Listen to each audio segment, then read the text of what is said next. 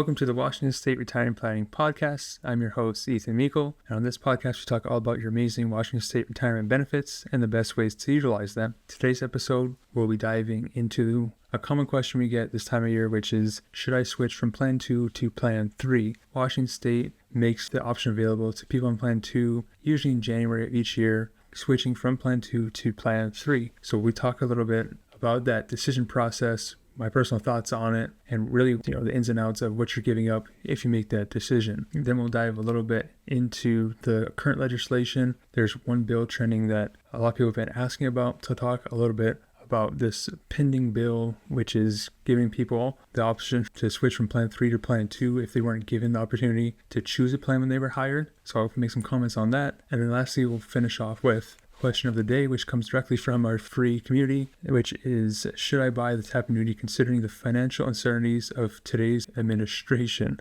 So I'll be sure to address that question at the end of today's episode. Now, if you're not a member of the free community, the link to join is in the description below. I have a 5-hour free retirement planning course inside of there for you guys who can't find it anywhere else but inside the course. So click the link to join, and I'll catch you guys there. And let's get on with today's episode. If you're someone on the Plan 2 system, occasionally you might see an offer from Washington State or the DRS. So essentially what they're doing here is they're asking you if you're willing to leave Plan 2 behind, to move into Plan 3, and then they'll give you a lump sum money to kickstart your retirement. So oftentimes it is kind of a nice incentive, and many people take it when they see that they're offering $50 or $80 or even $100,000 to make the change. However, in my experience, everyone I've talked to who's made this change has deeply regretted it after they found out what they lost in that transition, and that the lump sum they received really isn't the same. So the key thing to know here is, if a state or the government is offering you some kind of deal, it's probably in their best interest, not yours. So think about it this way. People on Plan 2 are guaranteed 2% for every year they work for Washington State. People on Plan 3 are guaranteed 1%. What the state's doing here is cutting their future liability in half. So in the long run, they should stand to save a lot more money by having you move to Plan 3. That's the whole reason why they created Plan 3 to begin with, is to cut their liability. They really make you think that Plan 3 could be better because you have the chance to earn more in the stock market. And if you look over the gains in history, you might stand a chance of earning lots and lots of money. But remember, the important thing in retirement is income. That's the number one thing. So when you have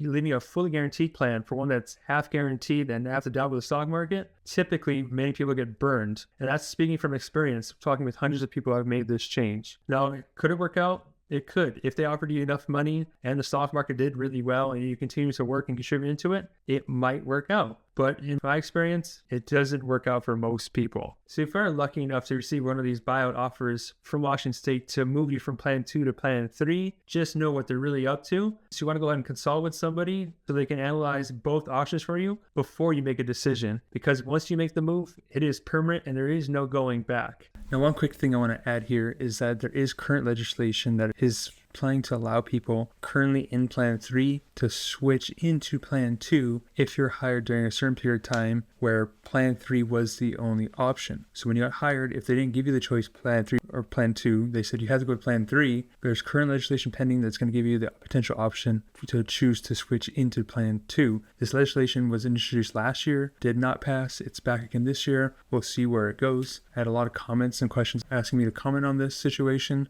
If it happens, it happens, and we'll dive deeper into that point. But for the most part, we just kind of have to wait and see what's going to go on. The key part here is that it's not going to be a free benefit. Remember that people in Plan 2 contribute into their pension system. They do not have a savings portion like you do on Plan 3. Therefore, if you were on Plan 3 and want to switch into Plan 2, you're going to have to give up some of that Plan 3 money in order to switch back. How much is really going to depend on a lot of different factors, and that's going to be the state's biggest challenge if this were to get approved, is figuring out what the cost is going to be to buy that service credit back. They might go off of what other members have paid during that time period, or take the average contribution rate over a certain time. I'm not sure exactly how they're going to do it, but you're going to have to essentially buy it back. So if you have $600,000 sitting in Plan 3, hypothetically this passes and want to go into Plan 2, you're going to have to give up some of that money. Let's say the bill's $400,000. Are you going to be willing to give up $400,000 of that $600,000 to give it up? Give that $400,000 to the state just so you can switch pension plans. Now remember, switching pension plans doubles your income. So you have to take that into consideration. Is it worth the switch? Now, 400,000 is a big chunk of change. There's no takebacks. You're giving that up. You're giving all the future growth off of that up as well. It can seem like a big thing. But if you were looking at it from a strictly income standpoint, if you're hypothetically going to take 5% off of that $400,000 anyways, it's about $20,000 a year that would have potentially generated had the markets keep up and all that. Now you're putting it into a Plan 2 system that's going to double the income. Now if your pension in Plan 3 was going to be $2,000 a month, and now that thing doubles, now it's $4,000 per month, you just add $2,000 per month guaranteed income. That's $24,000 a year. That's more than I could have hypothetically made if I were to get that money, $400,000 invested in Plan 3 and pull 5% off of it. So if that is the case, $400,000 may not be that bad. It's going to take some time, obviously, to accumulate that money back. But if you look at it, most people, when they retire, they're not going to spend money anyways. They're using it for income. So if I give $400,000 now and I get more money today, plus the thing's going to has cost of living adjustment on it, it's going to continue to grow. That may not be a bad trade-off. The other thing I'd look at is, before I move to Plan 2, would be, let's look at this TAP annuity. TAP annuity is only for Plan 3 members. Same $400,000. If I gave that into the TAP annuity system, what income would that potentially generate me? And is that going to be more than the Plan 2 pension? So there's a lot of different factors to consider. Plus you have to look at survivorship costs as well. I have some people that come in comments. These people are like Plan 3 loyalists who always want to bring up the point that people on Plan 2 pay more for the survivorship benefit, and they're talking about the dollar cost. So if the percentage, let's say the reduction have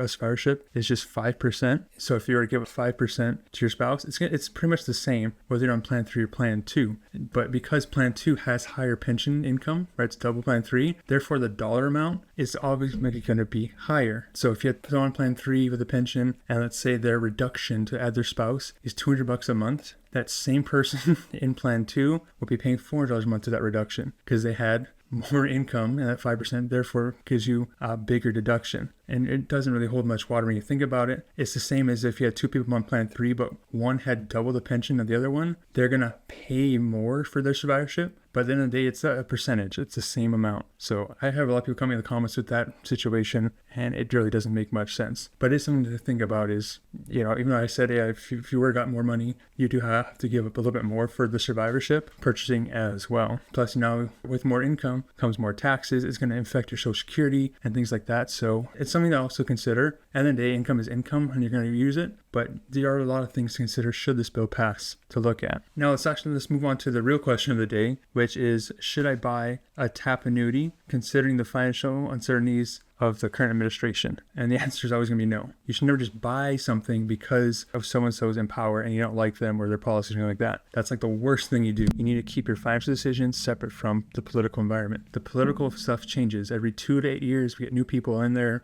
and things change. Your TAP annuity is for life. You should only buy a TAP annuity for lifetime income, not because so-and-so is in the White House or whatever it is. So you buy a TAP annuity for what it does, what it's legally contracted is going to do for you, provide you with guaranteed income for life. Because if you, let's say for example, let's flip it. If you really like the person in charge right now and you said, oh, everything's going to be great, therefore I'm not going to this TAP annuity. TAP annuity is a limited time deal. As soon as your money comes out of Plan 3 account, that option is off the table. So if you're like, oh, I like what's going on politically, I think everything's going to go great, I'm not taking this TAP annuity, I'm going to put it all in the market and let it go. Fast forward 8, 10, you name it down the road. And let's say the next administration you do not like, from there, you can't go back and get the TAP annuity anymore. That's off. You can go buy a private annuity. It's not going to be nearly as good as the TAP annuity is going to be. So you should really make your financial decisions based off of facts in your own situation, not on some political person or party or anything like that. All right, so I don't have much more to say on that topic other than that. Financial decisions need to be personal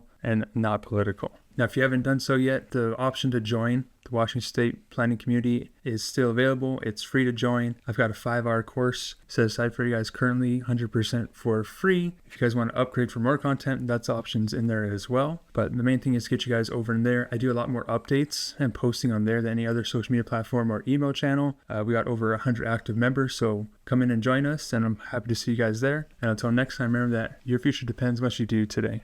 All right, before I sign off, just a real quick legal disclosure that we're required to say as licensed fiduciary advisors. So remember that this is a podcast. It is designed for educational and entertainment purposes only. I don't know you personally, therefore I cannot give you any personal advice. So please don't take anything that we say on the show as being personal, financial, legal, or tax advice. If you want that kind of stuff, make sure you seek out a professional so they can help you with the strategies and investments that are right for you. Also, please remember that despite the name of our show, we are in no way associated with Washington State or the Department of Retirement Systems or any other Washington employer. We're a private-owned firm that specializes in working with Washington State employees, which is why we know so much about this stuff. So remember, we don't work for the state in any way, shape, or form, so please don't confuse us as being an official representative of the state. All right, that's it for the legal stuff. I'll catch you guys all next time.